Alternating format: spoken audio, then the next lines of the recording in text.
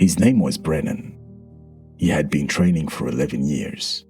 Not recreationally, not for competition, though there had been competitions early on, but for something else. Something that had never been named, even to himself. He rose before light. He ran in weather that kept other men indoors. He lifted until his hands bled, wrapped them, and lifted again. People admired this about him. He had never found a way to explain that admiration made him uncomfortable, that what they were admiring was not discipline, that he didn't know what it was exactly, but it wasn't that.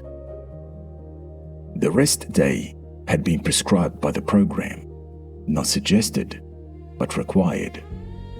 His body had reached the point where further training would produce diminishing returns, and the man who had written the program, a man Brennan respected without warmth, had been direct about it.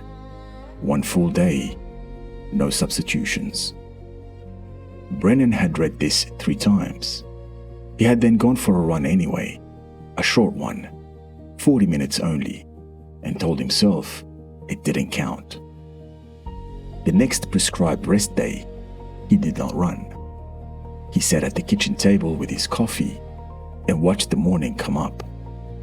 He had nowhere to be for several hours. The program said to eat, sleep if possible, and move only gently. He ate, but did not sleep. By mid-morning, he had cleaned the kitchen twice. He had reorganized the equipment in his spare room by weight. He had stood in the doorway of that room for some time, looking at the rack, before turning away. His neighbor, Carver, appeared at the back fence around noon. Carver was in his 60s. He had trained seriously in his 30s and 40s and had arrived at some relationship with his body that Brennan could not account for. Carver had a plate of something his wife had made. He offered half across the fence, and they both ate standing at the fence line. Carver didn't ask about the training. He talked about the fence post that needed replacing, the way the season was turning, a book he'd read twice and couldn't decide whether he liked. Brennan listened, and after a while, Carver went back inside. Brennan stood at the fence for a time after he left. The afternoon was still, the kind of afternoon that asked nothing of a man. He went inside and lay down on the floor of the spare room with his back flat and his arms at his sides. He was not tired. He was not comfortable. He just lay there. His breathing came without managing it. In and out. He did not count. He did not time it. He did not do anything with it at all. At some point, he noticed that his jaw had been clenched for a long time. He did not unclench it deliberately. It released on its own, and he just stayed on the floor.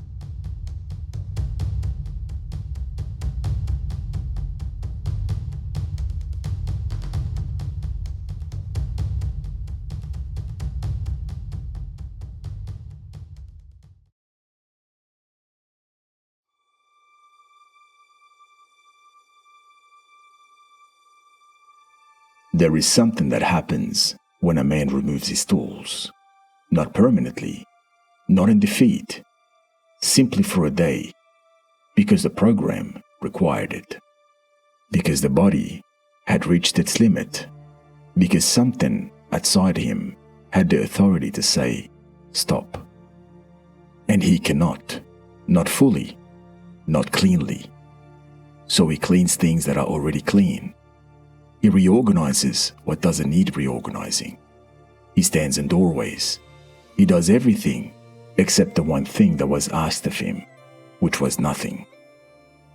This is worth examining, not the restlessness itself, that is ordinary enough, but what the restlessness is protecting. A man who trains the way Brennan trained is not lazy. That needs to be said plainly, because what follows is not a criticism of effort.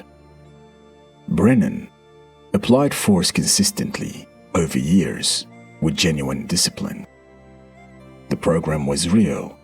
The results were real. None of that is in question. What is in question is what the effort was doing. Because effort is a tool, and like any tool, it can be applied to the right problem or the wrong one. A man can use a hammer to build a wall, or he can use it to keep his hands occupied so he doesn't have to sit still. Both uses look identical from the outside. The hammer moves. The man is busy. Something is being struck. The difference is in what he is avoiding. Brennan ran on his rest day and told himself it didn't count. That detail matters.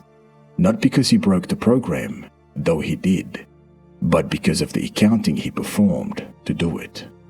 He weighed the run, found a way to classify it as nothing, and proceeded.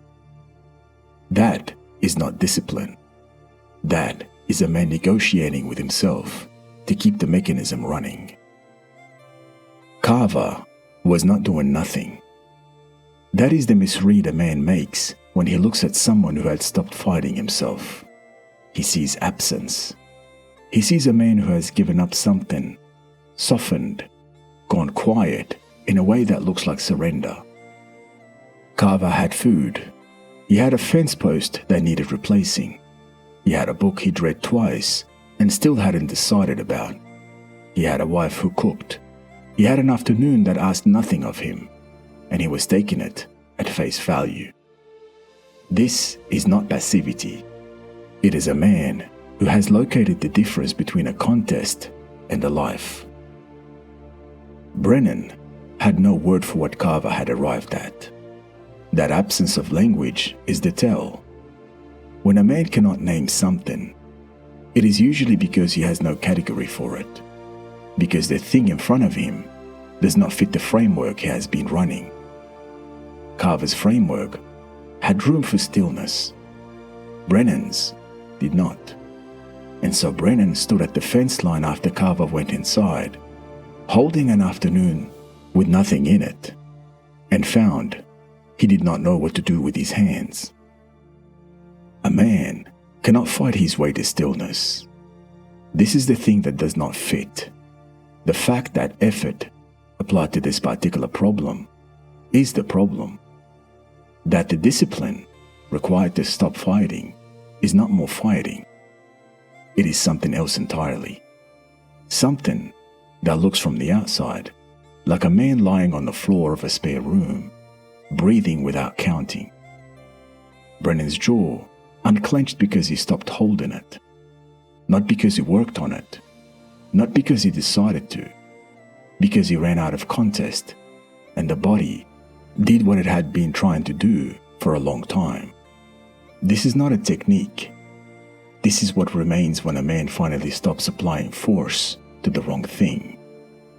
The floor was still. The breathing continued. Nothing was fixed. But for the first time in a long time, nothing was being broken either.